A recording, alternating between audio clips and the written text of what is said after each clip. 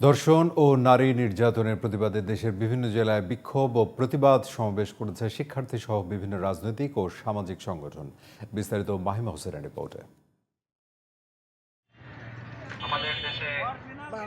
মাগুরায় তৃতীয় শ্রেণীর ছাত্রীসহ দেশব্যাপী ধর্ষণের সব ঘটনার বিচার ও ধর্ষকদের শাস্তির দাবিতে মাগুরা সিদ্দিকিয়া কমিল মাদ্রাসার সামনের MR সড়কে মানববন্ধন কর্মসূচি পালিত হয়েছে।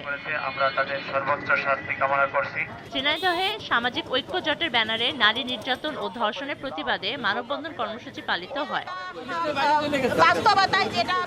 বাম গণতান্ত্রিক জোট সিরাজগঞ্জ জেলা শাখার উদ্যোগে ধর্ষণ, হত্যা এবং আইন শৃঙ্খলা অবনতি রোধে কার্যকর ব্যবস্থা গ্রহণের দাবিতে মানববন্ধন অনুষ্ঠিত হয়েছে। কুমিল্লায় ধর্ষকদের দ্রুত দৃষ্টান্তমূলক শাস্তির দাবিতে মানববন্ধন করেছে সম্মিলিত নারী ফোরাম। নারী নিরাপত্তা নিশ্চিত করো, ধর্ষণকারীর সর্বোচ্চ শাস্তি কার্যকর করো স্লোগানে গাইবান্ধায় মানববন্ধন করেছেন উদ্যোক্তারা।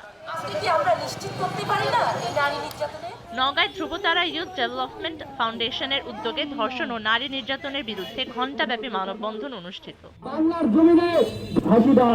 এছাড়াও হবিগঞ্জে একই দাবিতে বিক্ষোভ মিছিল করেছে ইসলামী ছাত্র আন্দোলন। Mahima Hossain, GTV news.